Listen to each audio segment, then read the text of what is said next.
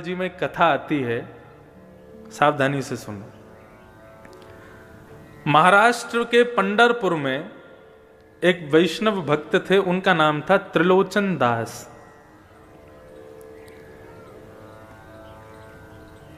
अपनी युवावस्था में ब्याह के बाद उनको कोई संतान नहीं हुई, तो वो निश्चिंत रहे, चिंता नहीं की। उन्होंने कहा श्री पंडरीनाथ भगवान ने हमको संतान नहीं दी, क्यों? क्योंकि पंडरीनाथ भगवान हमारे पुत्र हैं, वे ही हमारे पुत्र के रूप में हैं, इसलिए हमको उन्होंने कोई संतान नहीं दी।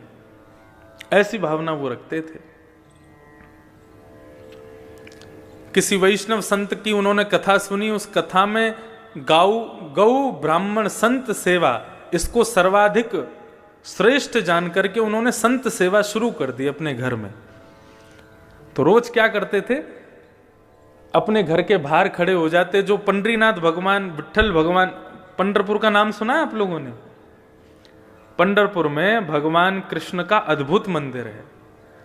वहां पर भगवान कृष्ण दोनों कमर पर ऐसे भुजा रख करके और ईंट के ऊपर खड़े हुए हैं।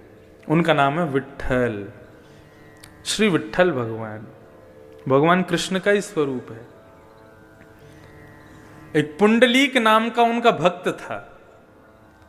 वो अपने माता पिता की इतनी सेवा करता था कि उसकी सेवा से प्रसन्न होकर के भगवान उसको दर्शन देने गए। जब द्वारिकाधीश उसको दर्शन देने गए तो भगवान के अंग से निकलने वाले प्रकाश, भगवान के इत्र की सुगंधी, भगवान के आभूषणों की खनक से वो बड़ा चिंतित हो गया और कहने लगा, कौन है भाई इतना प्रकाश कर रहा है, इतनी सुगंधी आ रही है, इतनी गहनों की आवाज आ रही है, कौन है? तब लक्ष्मी जी ने कहा, पुंडलीक, भगवान आए हैं तुमको दर्शन देने। वो अपने माता पिता के चरण दबा रहा था। तो उसने कहा, मैंने तो बुलाया नहीं भगवान को, क्यों आए हैं? बोले, भैया तुम्हारी माता पिता की चरण में भक्ति इतनी दृढ़ है, उसको देख करके भगवान आए हैं। तो बोले, इनको पाने के लिए थोड़ी करता हूं, अपने माता पिता को सुख देने के लिए करता हूं। लक्ष्मी बोली, जिसके द्वार पर भगवान जाते हैं वो भगवान को आमंत्रण करने के लिए सिंहासन देता है। ठीक है, तुम सेवा कर लो, लेकिन भगवान को कोई आसन तो दे दो, खड़ा होने के लिए, बैठने के लिए। पुंडलीक बड़ा चिंतित हो गया, ये और मेरे सिर पर बला आ गई है। भगवान को बोल रहा है, बुलाया है नहीं, अपने आप बिन बुलाए मेहमान बन के आ गए, अब घर पे और बैठेंगे मेरे आके। तो अब उसको कोई आसन नहीं मिला, तो पैर दबाते दबाते उसको एक नीचे ईंट मिली, तो उसने ईंट को खिसका दिया, ले लो आसन, खड़े हो जाओ इस पर। रुक्मणी जी को गुस्सा आ गया, भगवान का हाथ पकड़ लिया, बोले, बिल्कुल नहीं रुकोगे यहाँ पे, ऐसा अपमान करने वाले भक्त के यहाँ रुकेंगे हम? भगवान के नेत्र सजल हो गए, बोले, अब तो इसको दर्शन देके ही जाऊंगा मैं, ये जब तक सेवा से मुक्त नहीं हो जाएगा तब तक यहीं खड़ा रहूंगा। और जैसे कोई प्रतीक्षा करता है, किसी का इंतजार करता है, ऐसे ही भगवान उस ईंट पर खड़े हो गए, दोनों भुजाओं को कमर पर रख के। आज भी वो पंडरीनाथ भगवान आज भी ईंट पर खड़े हैं। ऐसा अद्भुत मंदिर पूरे भारत में नहीं है। प्रत्येक मंदिर में आपको दूर से दर्शन होगा, लेकिन केवल श्री विट्ठल भगवान का मंदिर है जहां पर भक्त भीतर जाकर के पंडरीनाथ भगवान को गले लगा सकते हैं। गले लगाओ तब वहां से बाहर जाओ। जब गले लगाते हैं तो भगवान की इत्र की सुगंधी पूरे हमारे अंग में आ जाती है। इतना सुंदर मंदिर है, अद्भुत। तो पंडरीनाथ भगवान को त्रिलोचन जी अपना पुत्र मानते थे, ये कथा में बोल रहा था। त्रिलोचन जी ने संत सेवा शुरू कर दी, तो पंडरीनाथ भगवान, श्री विट्ठल भगवान के जो लोग दर्शन करने जाते थे, सबको बोलते थे, प्रसाद पाइए, प्रसाद पाके जाइए, प्रभु प्रसाद पाके जाइए।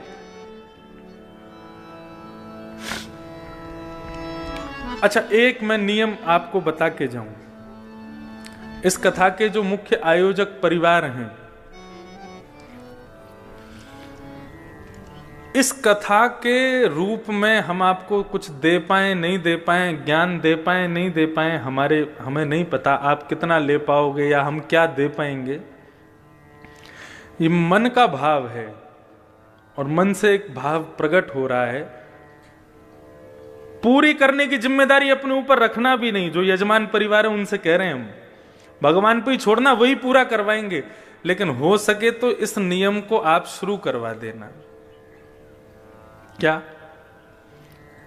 इस कथा के बाद हर हफ्ते हफ्ते का एक कोई विशेष दिन, और उस विशेष दिन में भी यदि महीने की एकादशी का ही, एकादशी नहीं द्वादशी का ही दिन यदि आप लोग रखें तो गुना में एक दो घंटे का इसी प्रातःकाल ब्रह्म मुहूर्त में पूरा परिवार उठ करके एक छोटा सा अन्न क्षेत्र करे।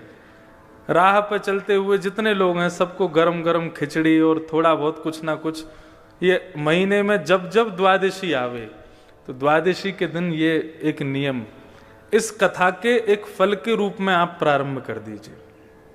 और मैंने पहले ही कहा उसकी जिम्मेदारी अपने ऊपर मत रखना, उसकी जिम्मेदारी ठाकुर जी पे ही छोड़ देना, बोले आप ही पूरा कराओ। हमें कम से कम ये सांत्वना रहेगी कि हमने अपनी कथा के द्वारा गुना में, और आपको भी एक संतुष्टि रहेगी उस कथा से, हमारे गुना क्षेत्र में प्रत्येक द्वादशी को एक छोटा सा अन्न क्षेत्र चलता है। अन्न ब्रह्म है और उस अन्न का बल ही इतना तीव्र होगा, उस अन्न क्षेत्र का बल ही इतना तीव्र होगा कि वो अन्न ही इतना बल प्रदान करेगा कि इस जन्म क्या अनेक जन्मों तक, आपके कल्प कल्पांतर तक आपके परिवार का कोई भी व्यक्ति अन्न से वंचित कभी नहीं रहेगा। अन्न की कृपा सदैव उस पर बनी रहेगी। तो ऐसे सब लोगों को पूड़ी सब्जी है, खिचड़ी है, जो इच्छा हो, महीने में जब भी द्वादशी आवे, एकादशी के अगले दिन ये एक अन्न क्षेत्र छोटा सा आप प्रारंभ करो। और उसकी कृपा क्या होगी, उसका बल क्या होगा, वो भागवत जी आपको स्वयं दर्शन करा देंगे। ये आपकी सामर्थ्य के ऊपर है, रोज कर सको रोज करो, लेकिन द्वादशी को हो तो द्वादशी को करो, लेकिन ये अन्न क्षेत्र जरूर। परम पूजनीय प्रातः स्मरणीय श्रीमद् भागवत के व्यास मंच की गरिमा जिन्होंने स्थापित की अनेकों वर्षों से, परम पूजनीय श्री डोंगरे जी महाराज, उन्होंने जहां जहां कथा शुरू की वहां वहां अन्न क्षेत्र शुरू कर दिए और आज तक उनके अन्न क्षेत्र चल रहे हैं। तो भागवत कथा का सबसे बड़ा मूल्य यही है कि व्यक्ति उस क्षेत्र में जहां भी कथा हो वहां अन्न और ज्ञान इन दोनों से कभी वंचित ना रहे, यही भाव। तो त्रिलोचन जी सबको बुलाते थे, प्रभु प्रसाद नाम रखा था अन्न क्षेत्र का, बोले सब लोग आओ प्रसाद पाओ प्रसाद पाओ। अब वो इतना स्वादिष्ट भोजन बनाते थे कि 100 से 200, 200 से 500, 1000, अब तो प्रत्येक दिन 5-5 हजार लोग भोजन करते थे उनके यहां पर। और बनाने वाले कोई नहीं, त्रिलोचन जी और उनकी पत्नी, दो ही लोग, परिवार में और कोई था नहीं, संतान थी नहीं। सेवा करते करते करते करते करते अति वृद्ध हो गए। अति वृद्ध होने के बाद में उन्होंने भगवान से केवल एक ही इच्छा रखी, प्रभु आपने हमें संतान तो दी नहीं, हमने आपको ही पुत्र माना है, लेकिन अब आपसे एक प्रार्थना करते हैं कि हम दोनों बड़े वृद्ध हो गए, हमसे भोजन बनता नहीं है, सबको पवाने में बड़ी दिक्कत होती है, एक कोई वैष्णव भक्त हमको कोई एक नौकर मिल जाए जो हमारे यहाँ पूड़ी सब्जी रोटी साग चावल ये सब बना दिया करे और संतों को परोसवा दिया करे, तो 2 से 3 हो जाएंगे तो सहजता रहेगी। तो दिन रात भगवान से ही प्रार्थना करते थे, एक बढ़िया श्रेष्ठ नौकर मिल जाए, एक कर्मचारी मिल जाए हमको। तो एक दिन श्री त्रिलोचन जी बैठे थे, इतने में ही ऊंची धोती पहन करके, सर पर स्वाफा बांध करके, बड़ा सुंदर सुकोमल स्वरूप सांवला सा एक नन्हा सा बालक त्रिलोचन जी के पास में आ गया। त्रिलोचन जी को आगे प्रणाम किया, बोले हाँ बेटा बताओ कहां से हो, कौन हो, क्या है। बोले हम काम ढूंढ रहे हैं। तो काम मिल जाएगा तुमको यहां पे, लेकिन कर पाओगे हमारे यहाँ काम? बोले क्या काम करना पड़ेगा? बोले कुछ नहीं, सवेरे शाम रोटी सब्जी बनानी है, संतों को पवाना है। तो नन्हा सा बालक कहता है ये तो मेरा युग युगों का काम है, ना जाने कब से करता आ रहा हूं मैं।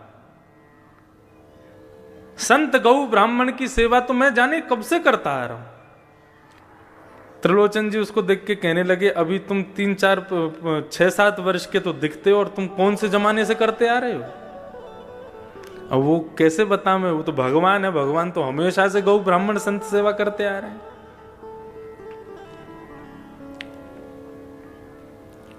एक पंचतंत्र की कथा में यह भाव बताया जाता है। एक नदी के किनारे एक कुकर, ग्राम सिंह, जिसको साधारण भाषा में कुत्ता बोलते हैं, तो वो ग्राम सिंह गांव का शेर, वो ग्राम सिंह एक नदी के किनारे में रहता था, उसका पूरा परिवार उसके साथ रहता था। वैशाख के महीने में उसकी पत्नी ब्याई थी, बालक हुए थे बहुत सारे। तो एक दिन नदी में बाढ़ आ गई। जैसे ही बाढ़ आई तो बाढ़ आते ही इतना पानी आया कि उस ग्राम सिंह के बच्चे जोर जोर से चिल्लाने लगे, अरे बाप रे, इतना पानी तो हमने अपने पूरे जीवन में कभी नहीं देखा। तुम्हारा जीवन ही कितना सा, 1 महीना पहले तो तुम्हारा जन्म हुआ है, उसमें भी तुम क्या क्या देख लोगे। तो ठीक उसी प्रकार ये त्रिलोचन जी के पास में जो बालक आया, वो कह रहा है मेरा तो जन्म जन्मों का काम है, ना जाने कब से करता आ रहा हूं। त्रिलोचन जी हंसने लगे, बोले अच्छा नाम क्या है तुम्हारा? बोले मेरा नाम अंतर्यामी है। बोले वाह, बड़ा बढ़िया नाम है। तुम्हारे माता पिता कौन है? बोले मेरे कोई माता पिता नहीं है। बोले अच्छा, हमारे यहां काम करोगे? बोले कर तो लूंगा, लेकिन शर्तें हैं मेरी। त्रिलोचन जी बोले क्या शर्तें हैं? बोले सबका भोजन मैं बनाऊंगा, लेकिन मेरा भोजन आपको बनाना पड़ेगा। सबके लिए भोजन मैं बना दूंगा, लेकिन मैं अपने हाथ का बना हुआ भोजन नहीं पाता। ठाकुर जी पूरे विश्व को अन्न प्रदान करते हैं, पूरे विश्व को दाल चावल रोटी सब्जी सब देते हैं, लेकिन ठाकुर जी का भोग हमको ही बना के रखना पड़ता है। ठाकुर जी बोले सबको हम पवा देंगे, लेकिन हमारा भोग आपको बनाना पड़ेगा। त्रिलोचन जी बोले ठीक है, छोटा सा बालक है, छोटा सा इसका पेट है, 2 रोटी में पेट भर जाएगा। दूसरी बात, बोले एक और शर्त है। बोले क्या शर्त है? बोले कि हम 2-4 रोटी नहीं खाते। बोले कितनी खाते हो? बोले 2 सेर आटे की रोटी खाएंगे हम। अब त्रिलोचन जी की पत्नी कहने लगी सेठानी जी, बोले कोई बात नहीं, पूरे दिन में तुम सबको हजारों लोगों को पवाओगे, 1-8 सेर आटे की रोटी हम तुमको खवा दिया करेंगे, कोई बात नहीं। बोले एक और शर्त है। बोले तीसरी शर्त क्या है? बोले तीसरी शर्त यह है कि हम जितना भी खावें आपको खवाना पड़ेगा। कभी अगर ये बोल दिया बहुत पेटू है, बहुत खाता है, तो मैं छोड़ के चला जाऊंगा, मुझको कभी टोकना नहीं।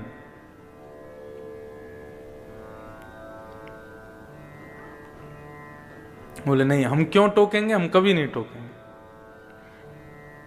भगवान की लीलाएं बड़ी अपरंपार हैं। आप लोग कभी उदयपुर की तरफ जावें, राजस्थान, तो वहां हमारे श्री गोवर्धन नाथ भगवान विराजते हैं, श्रीनाथ जी। उनका स्वरूप कैसा है? एक भुजा ऊपर, दूसरी भुजा कमर पे। सबने चित्र में तो दर्शन किए, लेकिन मध्य प्रदेश छत्तीसगढ़ के लोगों को बहुत कम पता है नाथ द्वार के बारे में। तो वहां श्रीनाथ जी का मंदिर है, और श्रीनाथ जी के मंदिर में ही श्रीमद जगत गुरु वल्लभाचार्य जी के सेव्य ठाकुर जी, हजारों वर्ष पुराने ठाकुर जी हैं। इतने से लड्डू गोपाल हैं, हमारे अंगुष्ठ के बराबर के लड्डू गोपाल। उनका नाम है नवनीत प्रिया। नवनीत कहते हैं मक्खन को, प्रिय कहते हैं उससे प्रेम करने वाले, नवनीत प्रिया। तो श्रीनाथ जी का जो भोग लगता है, वैसे ठाकुर जी की भोग की पद्धति ऐसी है कि पूरी रसोई की जितनी सामग्री है वो सारी सामग्री ठाकुर जी के मंदिर में रखनी चाहिए। कैसे? भगवान के मंदिर के आगे पत्तल रख दो, नीचे ही किसी बढ़िया स्टूल पर पत्तल रख करके उसी में कड़ी की भगोनी, उसी में सब्जी का भगोना, उसी में रोटी सब्जी सब एक साथ पधरा दो, सब में तुलसी छोड़ दो, कक्ष बंद करके 20 मिनट के लिए ठाकुर जी को भोग लगाने दो। वो नहीं हो सकता तो थाली ठाकुर जी की लगाओ, थाली में ठाकुर जी का भोग लगा के फिर उस थाली को पुनः सब में मिला दो। ये भोग की प्रक्रिया होती है। तो नाथ द्वार में रसोई की सारी सामग्री श्रीनाथ जी के सामने आती है, फिर ठाकुर जी भोग लगाते हैं। लेकिन जो वो छोटे से नवनीत प्रिया जी हैं, वो अपनी गद्दी के सहित उठ करके रसोई में जाते हैं, वहां जाके भोग लगाते हैं। अच्छा, ठाकुर जी के भोग में एक नियम है क्या? मिष्ठान जो है, मीठा जो है, वो ठाकुर जी की तरफ होना चाहिए। जैसे आपने पूरी थाली लगाई तो ये जितनी भी खट्टी पदार्थ हैं या नमकीन पदार्थ हैं, दाल चावल आदि, इन सबको दूसरी तरफ रखो। मिष्ठान जो है वो ठाकुर जी के आगे सबसे पहले वही रखो, मीठा। ठाकुर जी पहले मीठा खाते हैं, उसके बाद फिर कुछ नमकीन खाते हैं, फिर मीठा खाते हैं, फिर कुछ नमकीन खाते हैं। ऐसे ठाकुर जी का नियम है। तो नवनीत प्रिया जी जो इतने से लाल जी हैं, ठाकुर जी हैं, उनको रसोई में ले जाकर के भोग लगाया जाता है। तो उनका नियम है, सबसे पहले मिठाई रखी जाएगी, उसके बाद में पापड़ रखे जाएंगे, उसके बाद में नमकीन रखी जाएगी, उसके बाद में दाल चावल रोटी ये सब रखे जाएंगे। तो एक दिन पुजारी जी से गलती हो गई, ठाकुर जी की सिंहासन के आगे उन्होंने कड़ी रख दी, मिठाई की जगह कड़ी रख दी, और कड़ी रख दी और मिठाई रख दी दूर कहीं पर, मिष्ठान खीर आदि कुछ होगा। और जैसे कपाट लगा करके पुजारी जी चले गए, 20 मिनट बाद जब कपाट खोल करके देखा तो सिंहासन पर ठाकुर जी हैं ही नहीं। अब इतने से गोपाल जी, उनको कहां ढूंढे? साग सब्जी दाल चावलों में ढूंढ रहे हैं, उनको मिल ही नहीं रहे। सब जगह खोज लिया, नहीं मिले तो फिर छन्नी मंगाई, और छन्नी मंगा करके सारे रस पदार्थों को छाना गया। कहां गए ठाकुर जी? सबको छानते छानते अंत में जैसे ही वो कड़ी जो सामने रखी थी उसको जैसे ही छाना, उसमें ठाकुर जी मिल गए। तो पुजारी जी को लगा, वाह आपको कड़ी इतनी पसंद है, अब तो भैया रोज कड़ी बनेगी। अब तो 15 दिन तक रोज कड़ी कड़ी बन रही है महाराज, कड़ी का ही भोग लग रहा है और कुछ लगा ही नहीं रहे। बोले इतनी बढ़िया लगी कि उसमें कूद गए। तो एक दिन पुजारी जी के सपने में रोते हुए भगवान आए। पुजारी जी बोले, क्या हो गया, आप रो क्यों रहे हो? हमसे सेवा में कोई अपराध हो गया? बोले तुम रोज कड़ी कड़ी खवा रहे हो। बोले उस दिन आप कूद गए कड़ी में तो हमको लगा आपको प्रिय है इसलिए लगा रहे हैं। बोले मुझे कड़ी प्रिय नहीं, मैं तो खीर खाने जा रहा था तो बीच में कड़ी पड़ गई, उसमें ही गिर गया मैं। बोले कड़ी नहीं, खीर का भोग लगाओ। तो ये सब अनुभव आपको भी होंगे यदि भाव से सेवा करोगे।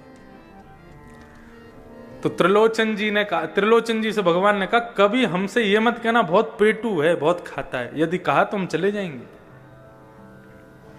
हमारे ठाकुर जी आते हैं हर कथा में, इतने से है श्रीनाथ जी, श्री गिरधर लाल। अभी उनका उत्सव चल रहा था, अभी सुबह आस्था भजन पर भी वो चल रहा है 11 बजे से लेकर के 3 बजे तक। तो 11 से 1 बजे तक अपने घर पर आप कथा सुनो, भोजन पाते जाओ, और 1 बजे फिर यहां आ जाओ, 2 बजे से फिर यहां सुनो। तो उनका उत्सव हम करते हैं हर वर्ष। इतने से ठाकुर जी और उनका 56 भोग लगता है, विशाल पाते हैं ठाकुर जी को भोग। 3 चीज बहुत प्रिय है ठाकुर जी को। सबसे पहला श्रृंगार, अच्छे अच्छे श्रृंगार हों, अच्छे अच्छे अलंकार हों। दूसरा ठाकुर जी को प्रिय राग, कीर्तन कथा, ये सत्संग भजन, ये सब ठाकुर जी को प्रिय है। और तीसरा ठाकुर जी को प्रिय भोग। बस ये 3 ही सेवा के स्वरूप हैं, इसके अलावा कुछ नहीं करना। राग, भोग और श्रृंगार। तो त्रिलोचन जी बोले हमको कभी पेटू मत बोलना। बोले कभी नहीं बोलेंगे। अब तो महाराज भगवान अंतर्यामी ने सेवा करना शुरू किया। कड़ी बनाते हैं, सब्जी बनाते हैं, खीर बनाते हैं, पूड़ी बनाते हैं, रोटी बनाते हैं, अकेले बैठ करके बनाते हैं, और सब संतों को पवाते हैं, सबको पवाते हैं। सब लोग अपनी उंगली चाटते रह जाते हैं, ऐसा स्वाद। और सबसे बड़ी कमाल की बात तो यह कि कितनी भी पंगत आ जाए कभी भी सब्जी कम नहीं पड़ती। और सबको पवाने के बाद फिर ठाकुर जी स्वयं बैठते हैं, सेठ सेठानी पूरे दिन बना बना के खिलाते हैं, पूरे दिन खाते ही रहते हैं। रात्रि में अपना भोग आदि से निवृत्त होकर फिर मालिश करते हैं, तेल लेकर के त्रिलोचन जी के पैर दबाते हैं, हाथ दबाते हैं, शरीर की पूरी मालिश करते हैं। वर्षों से सेवा कर रहे अंतर्यामी भगवान, उनकी सेवा से त्रिलोचन जी की वृद्धता चली गई, बिल्कुल युवा जैसे दिखने लगे। आस पड़ोस के सब लोग कहने लगे, बोले महाराज तुम्हारे यहां बढ़िया नौकर आया है, तुम्हारे दिन बदल दिए। देखना बुढ़ापे के बाद युवावस्था आ गई तुम्हारी तो। लेकिन सेठ जी की पत्नी को सब कहने लगे, सेठ जी पर बड़ी कृपा की है तुम्हारे सेवक ने, लेकिन तुम अभी भी वृद्ध हो, तुम अभी भी बुढ़ी हो, क्यों? बोले सेवा इनकी करता, हमसे तो करवाता है वो। पूरे दिन रोटी बना बना के खिलाना पड़ता है उसको। बहुत पेटू है, बहुत खाता है। जैसे ही ये बात कही है, भगवान अंतर ध्यान हो गए। शाम का समय हुआ, त्रिलोचन जी और उनकी पत्नी ढूंढ रहे हैं, बेटा अंतर्यामी कहां हो? पूरा घर खोज लिया, कक्ष खोज लिए, गली खोज ली, मोहल्ले खोज लिए, लेकिन नहीं मिले। इतने व्याकुल हो गए। अपनी पत्नी से पूछने लगे, तुमने कुछ कहा था क्या उसको? बोले नहीं, मैंने तो कुछ नहीं कहा। तो फिर कहां गए? कहीं तुमने गलती से पेटू है, बहुत खाता है, ऐसा तो नहीं कहा? बोले कि मुझसे अपराध हो गया, मैंने अपनी सहेलियों से कह दिया था। ओहो। बस उसी बात को ध्यान करते हुए भगवान के मंदिर में गए। श्री पंडरीनाथ भगवान ईंट के ऊपर खड़े हैं, दोनों भुजा रख करके। त्रिलोचन जी रोने लगे, भगवान के चरणों में प्रार्थना करके बोले, आपने संतान नहीं दी, हमने स्वीकार किया। आपने परिवार नहीं दिया, हमने स्वीकार किया। लेकिन आपकी कृपा से एक वैष्णव भक्त नौकर मिला था हमको, अंतर्यामी। हमसे अपराध हो गया, वो हमें छोड़ के चला गया। प्रभु हमें कुछ नहीं चाहिए, हम जीवन पर्यंत उसको देख देख करके जी लेंगे, लेकिन कृपा करके उसको वापस बुला दो। ऐसा कहकर के त्रिलोचन जी जैसे ही रोने लगे, भगवान से देखा नहीं गया और सामने खड़े हुए पंडरीनाथ भगवान ही अंतर्यामी के रूप में प्रकट हो गए और सेठ जी को अपने हृदय से लगा दिया। बोले, गौ ब्राह्मण संत सेवा के लिए कोई सेवक आपके घर नहीं आता है। यदि संत सेवा में किसी की अति निष्ठा है तो उसको मेरा ही स्वरूप मानिएगा, वो मैं ही आया हूं। साधारण मानव की संत में कभी इतनी निष्ठा नहीं हो सकती। मेरा ही अंश उसके भीतर जाकर के संत के प्रति निष्ठा को प्रकट करता है, वो मैं ही था।